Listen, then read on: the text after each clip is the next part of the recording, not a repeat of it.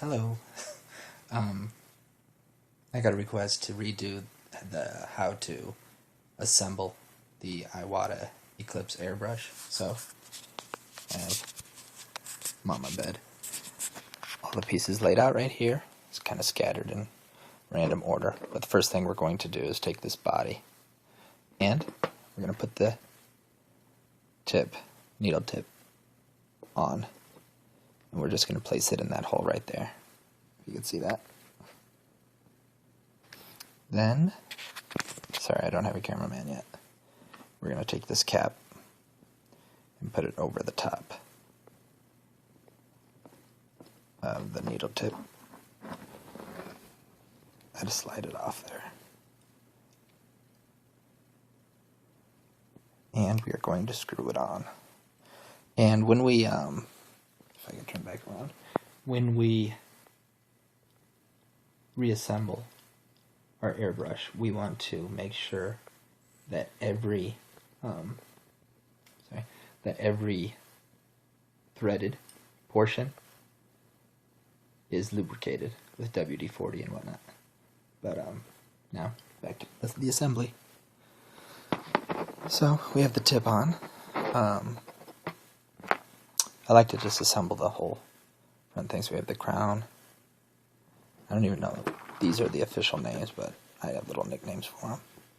And we're just going to screw that on. Remember to lubricate each piece that's threaded.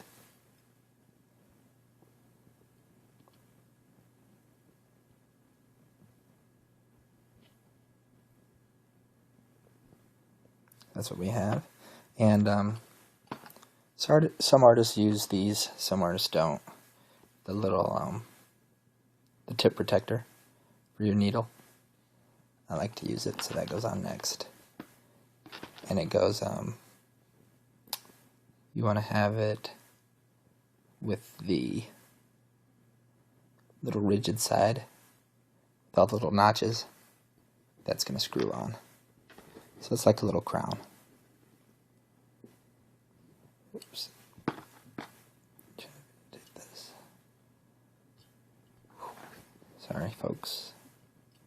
No, not that much better than my other one.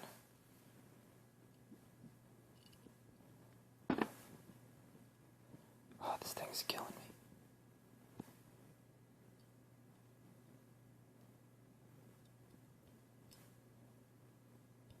If I could do it with one hand, then you guys could do it easily, too. Alright, so, the front end's assembled.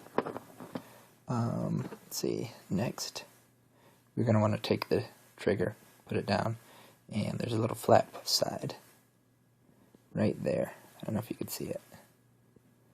That flat side goes, or points back towards you. And there's a little hole inside the top here that we're going to just slip this straight down into. With the flat side back. Oops. Shoot, I'm trying to record it.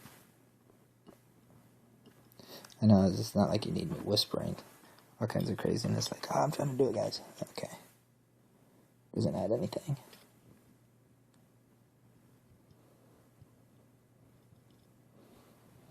And once you slip it in there, you should be able to feel that you could...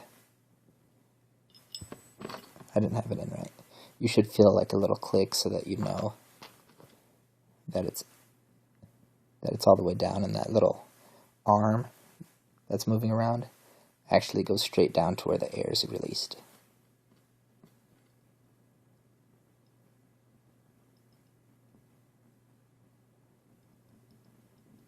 I swear if I had two hands at this, I would already be done with this part.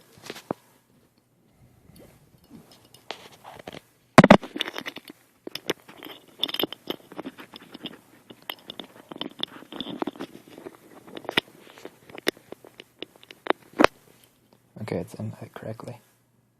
Or it should be. Let me see. Yeah, because I could push down. And as you push down, you can see the little air release move. Alright, so we want to just leave that in the forward position. And we want to grab the guide. Shoot, there's a spring I should have.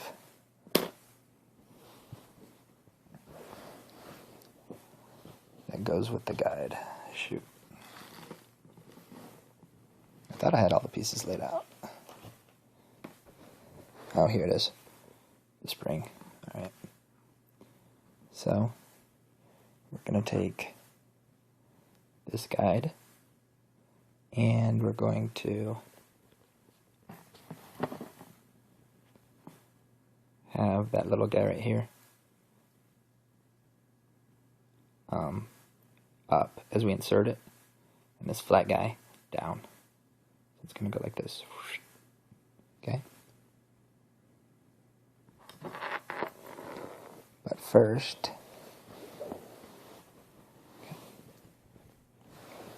the little spring keeps moving away. First, we're going to put the spring on the guide, put the body on the guide. So it's going to go like this. And then we're going to put it in just like I said, with the little guy on top, fat guy on the bottom.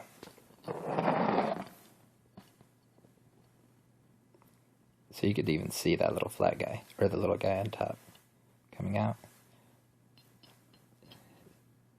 That's the little flat, or the flat guys on the bottom, and this little tiny one's on top. So then you're going to turn it clockwise until you get to an abrupt stop.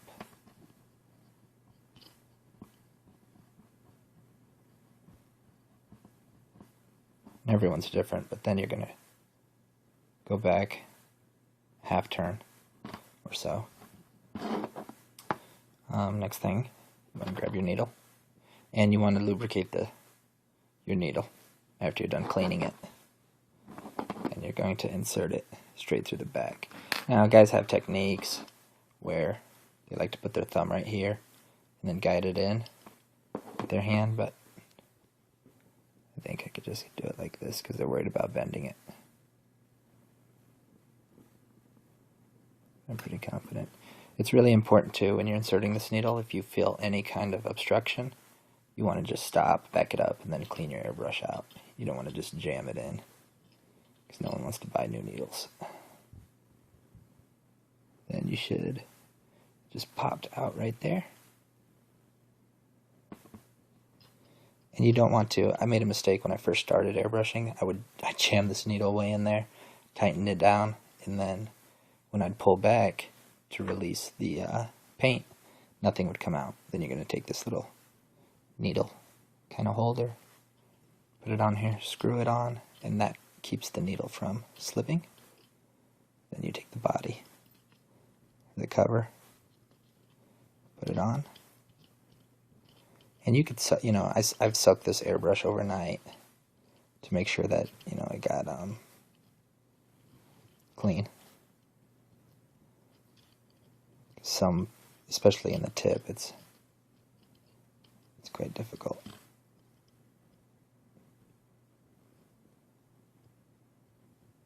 That's my one-handed screw job. So dumb. Yep, so that's it. It's all put together.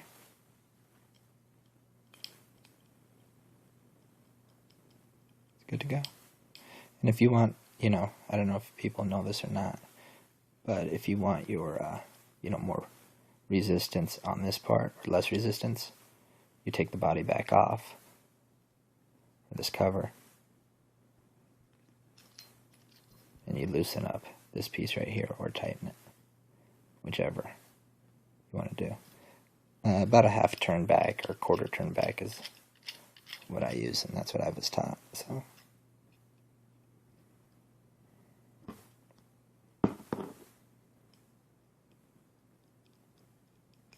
And you want to lubricate your trigger too when you put it down, but that is, that's the whole thing. I hope it's better than the other one.